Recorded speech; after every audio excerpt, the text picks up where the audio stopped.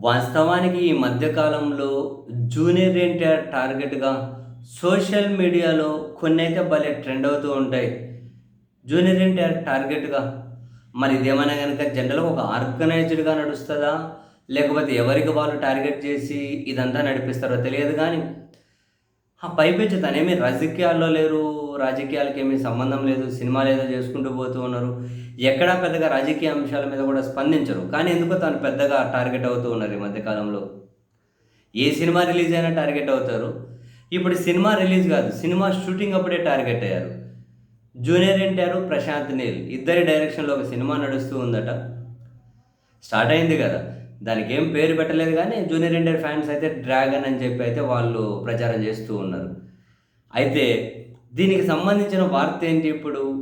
Junior NTR, Prashanth Neel ఈ సినిమాలో మొదటి షెడ్యూల్ పూర్తి అయిపోయిన తర్వాత ఎందుకో షూటింగ్ ప్రస్తుతానికి ఆగింది అని చెప్పి మీడియా వాళ్ళైతే రిపోర్ట్ చేస్తున్నారు. నిజమా? అబద్ధమా? అనేది సినిమా వాళ్ళే స్పందించాలి. ఆ సినిమా యూనిట్ ఆగింది అని. ఎందుకు ఆగింది అంటే మొదటి షెడ్యూల్ అయిన తర్వాత అవుట్‌పుట్ చూస్తే ఆశించినంతగా లేదు అని జూనియర్ ఎన్టీఆర్ అసంతృప్తిగా ఉన్నారు అని. కాబట్టి సినిమాలో కొన్ని మార్పు చేర్పులు చేస్తే బావుంటుంది అని దర్శకుడికి సూచించారు అని. ఆ మార్పు చేర్పులు చేయడం మీద దర్శకుడు ఆసక్తిగా లేరు అని.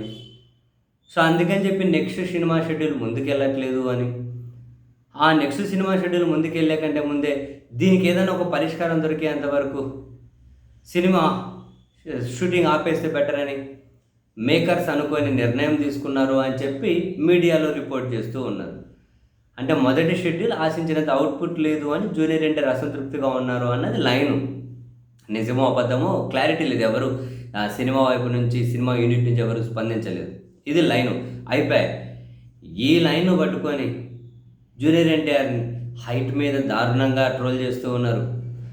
ఇది చూసిన తర్వాత జూనియర్ ఎన్టీఆర్ నేను ఇక్కడ బాగోలేనని, విలన్ చాలా హైలైట్ అయ్యారు అని, నేను చాలా పొట్టిగా ఉన్నానని, విలన్ చాలా పొడువుగా ఉన్నారని ఇటువంటి వాటితోటి అవన్నీ చూసి జూనియర్ ఎన్టీఆర్ ఇగో ఫీల్ అయ్యారు. అందుకని చెప్పి సినిమాని ఆపేయించారు అని, నాకు ఈ సినిమా వద్దని చెప్పారు అని, జూనియర్ ఎన్టీఆర్‌కి మంచి ఎలివేషన్స్ లేవు అని చెప్పి ఆపేయించారని రకరకాలుగా సినిమా ఏమంటారు స్టార్ట్ అయ్యే ముందు తెలియదా విలన్ ఎవరు, ఇంకెవరు అని తెలిసుంటాయి. ఏం తెలియకుండా ఉంటాయా? సినిమా మొదలెడతారా? అప్పుడు తెలియదా? ఇటువంటివన్నీ ఏమైనా అర్థం పర్థం ఉందా? అంటే ఇదంతా కావాలని తనని డిఫేమ్ చేసే విధంగా జరుగుతున్నటువంటి ప్రచారం మాత్రమే.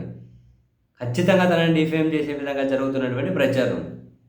తను చాలా ఈజీ టార్గెట్ అవుతున్నారు ఈ మధ్య కాలంలో. కారణం ఏంటో తెలియదు గానీ. సినిమా నిలిచిపోయిందన్నారు. ఆ నిలిచిపోవడానికి కారణం కరెక్ట్ అవుట్‌పుట్ రాలేదా అన్నారు. ఈ సింగిల్ లైన్‌ను పట్టుకొని ఇది కూడా అఫీషియల్ ప్రకటన కాదు. మీడియా రిపోర్ట్స్ అంతే.